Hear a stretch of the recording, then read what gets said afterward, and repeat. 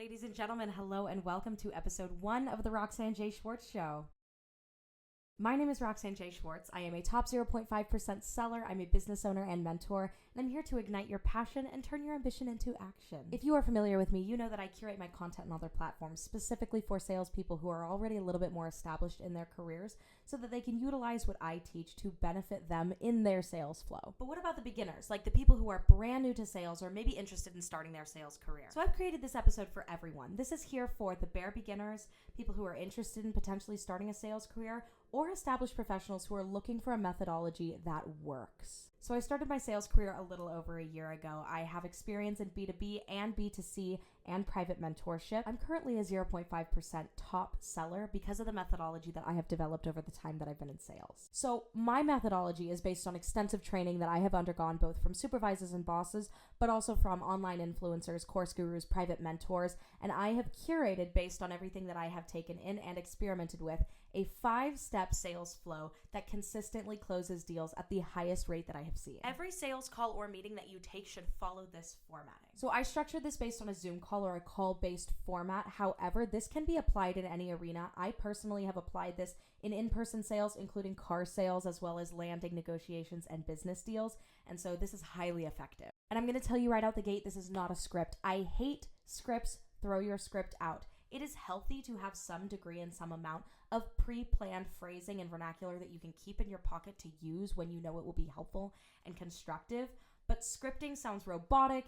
It sounds predictable. Any salesperson who follows a direct script sounds like they're following a direct script, and you stick out like a sore thumb, and immediately your client's guards are going to come way up. So get rid of your pre-planned dialogue. It is not useful here. Instead, use a framework that you can tweak and apply to every setting. So my sales flow can be broken down into 5 easy steps. Those are going to be the foundation, the discovery, the pitch, the commitment, and the close. Each of those steps have 3 sub-steps to make this as digestible as possible. So grab a notebook, grab a pencil, take a seat at a desk or a table, pay attention and take detailed notes, structure them accordingly. This is way too much information just to retain through your memory and auditorily. So I'm going to walk you through this entire methodology, and then by the end, you are going to have your own step-by-step guide to close any deal. All right, so step 1 is your foundation, and this is what's going to set your call up for success. You are here to make a positive first impression, establish authority, and take control. You are going to make a positive first impression with your body language, your tonality, and your facial expression. You want to sit well, posture yourself, speak with your body, speak with your face. Now, your tonality is what's going to establish this authority for you. You need to poise yourself as an expert in the field in which you are selling. So practice this. Have conversations with yourself in the mirror. Dress nice. Present yourself as somebody that you would go to for advice. And ultimately, this is what's going to help you take control. Control in a sales call comes naturally to people who are trustworthy. And the way that you establish yourself as someone who is trustworthy is by being confident. You are going to jump right into your sales call. I hear so many social media-based sales trainers telling people to establish themselves as somebody worth respecting by saying, look, I've only got a couple of minutes here and I want to respect your time, so let's hop right into things. I disagree with this so strongly. If you have to describe and justify the format of your conversation, you lose trustworthiness. You throw your credibility down the drain because the moment you start justifying your actions, you are on the defense. Your prospect's guard goes up and your sales go down. Now, this is also the stage of the call where you are establishing that this is not a Q&A session. If your prospect is coming out the gate rattling off questions to you and you are answering them like you're a goddamn encyclopedia, you are doing things wrong and you minimize your role. At this point in the call, any questions that you get need to be diverted, and I'm going to go into exactly what that looks like in a separate video. It is way too long of a topic to dive into right now. Once you have nailed your foundation and you've gone through these formalities here, you're going to jump right on into your discovery. Now, the goal of your discovery here is to form a strategic connection. And the first step to doing that is discovering your client's main motivation for calling. You want to know not only why they're calling and where they're lacking, but exactly where they want to end up by the end of this call and once they've purchased a product. Now, the second part of this discovery here is what's going to set you apart from every other salesperson they ever speak to. You are here to identify the underlying cause to the problem that they are experiencing. Most people sell by using the gap method, which addresses the gap between where they'd like to be and where they are currently. You are going to take things a step further, and you are actually going to solve the problem that's causing their symptoms in the first place. I call this the doctor method. Think about it like this. If you have been struggling with chronic headaches and you go to the doctor and they hand you Advil, it might solve the problem, but you don't feel heard, you don't feel understood, and you kind of feel pushed off. However, if you go to the doctor and you complain about headaches and they perform extensive testing and they give you a full analysis of exactly why you're experiencing the issues you're experiencing, the solution might still be Advil, but you feel a whole lot better and you are far more inclined to trust that doctor. The same thing applies to your sales. This final point of the discovery is what's going to segue you into your pitch. So in just a couple of sentences, you are going to make a diagnosis and then you will give your prescription. So you'll say something along the lines of this. It seems to me like X, Y, and Z ultimately all root back to this main problem. I think A, B, and C is going to address that main problem, and X, Y, and Z will naturally resolve itself. Now, of course, based on what you're selling and who you're selling for, your actual language may differ significantly, but this is the general framework that we want to be following. Now, at this point, you are going to use affirmative questioning, and that's going to finally push you into your pitch. Ask them if what you just said sounds reasonable, and you are going to anticipate a yes with your body language and the way that you pose the question. 9 times out of 10, you are going to get a resounding yes from your client. What affirmative questioning might look like is something like this. Does that sound about accurate to you? Who the hell is going to look you in the face and say, no, I think you're wrong? So you've gotten a verbal commitment that this is something that they want to work towards now. We are in our pitch, baby. And your goal of the pitch is to sell the product. But hear me when I say your power in your pitch comes from your discovery. I will say it again. Your power in your pitch comes from your discovery.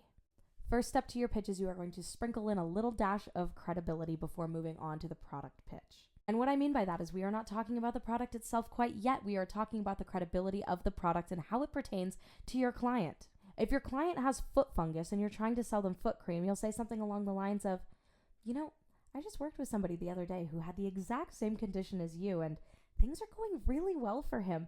I think you're really going to like what we have to offer. This podcast is off to a fantastic start. It is episode 1 and we are already talking about foot fungus. Amazing.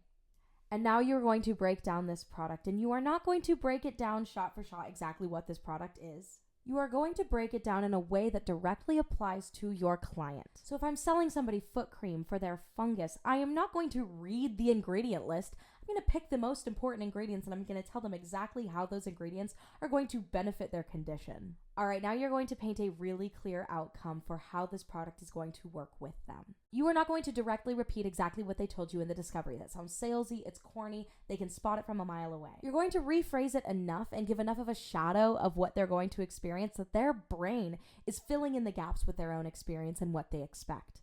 This is a psychological technique to get them invested in their outcome. And then finally, you're going to ask another affirmative question. You are going to say, how does that sound to you? Or are you on board for that? Does that sound like it'll work? 9 times out of 10, this is going to give you the biggest yes you've ever heard. If you have set yourself and your pitch up for success in your discovery effectively, there should be no questions beyond this point. However, sometimes there will be, and this is typically the most common time for questions to come up. So if questions come up based on what you've just talked about, you are not going to answer these questions logistically. You are going to answer them based on credibility and outcome. I completely understand you, and I see why you might be a little bit hesitant. What I can tell you is we've been developing this formula for the past 25 years, and every person who has purchased it and used it on their foot fungus has come out happier and fungus-free. And so I really think that it's going to work for you. Notice how I'm not doubling down on when to apply the foot fungus. I'm not telling them any logistical information here. I'm selling the sizzle, not the steak. And you are going to finish off every single one of these answers with another affirmative question until you get your yes. Typically, if there are questions that you have to answer, you only have to answer 1 or 2. So now that your client is on board, we are moving into the commitment phase. This is where your client makes a mental commitment to buy. And here's how we're going to do that. We are going to have them enter their details. You're going to want to use very specific language here. The company that I work for uses the word basics to refer to details and information because those words have negative connotations. I love this. Asking for their basics and having them jot them down for you or having them tell them to you while you write them down is a psychological trick. It gets them one step closer to buying. This also gives you the confirmation that you need to know that they are ideally ready to move forward. Now, this is not a financial or logistical commitment, and this is not the place to discuss that. However, this is a very common place for finance-based questions to come up. If they do come up, answer them and move on like they're nothing. You never want to avoid a cost-based question because that seems sketchy. If somebody asks you, how much is it? You answer and move on like it's the most trivial thing you've ever answered. And if there isn't one set cost, you say, you know what? We were just about to get to that. Let's unpack this. Now, this is where we're going to set up our logistics here. This is where we find timing that works for both of us, where we set up a schedule moving forward. And you are not volunteering any information about money. The only information about cost that you are talking about is if they ask you. Now, only when you've established exactly what things are going to look like moving forward will you move into a conversation about cost. And this is the only time you are allowed to narrate your step. In fact, I want you to. But this is the only time I'm going to let you do it, so don't make it a habit. You want to mentally prepare your client about a conversation about cost so that they are not shocked and blindsided when it comes up. You will say the phrasing, let's go over costs and then we can get to our next steps. Now, the language you use surrounding cost might or might not matter to the person that you are selling for. Me personally, I like to use the word cost. I think it's straightforward. I think it cuts the crap. I think that words like investment or capital insinuate that you want to avoid the topic of money. And that's priming your client to think that you are about to price gouge the shit out of them, which we don't want to do. Ultimately, it depends on your employer and what they require of you. But me personally, I will always prefer cost as the word of choice. So now you're going to attempt your close. I use the exact same formula every single time, and it looks something like this. So for A, B, C, and D, it's going to cost X.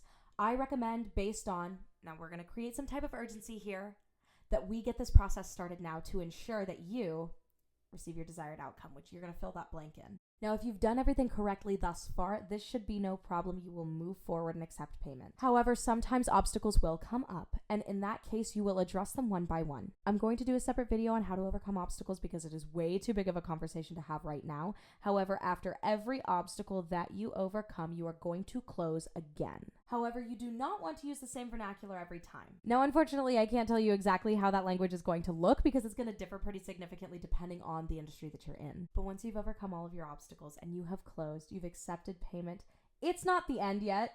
Don't act like it is. We're still locked in here. The last step of your close is to open the door.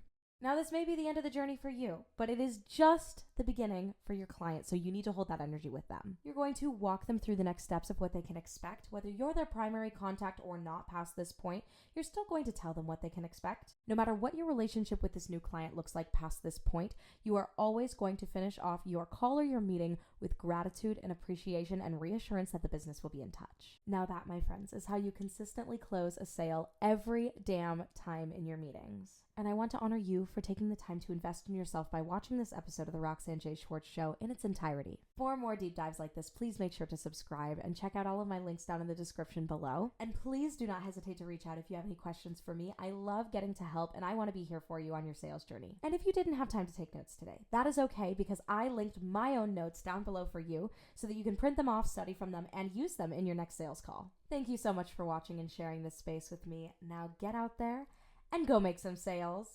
I'll see you next time.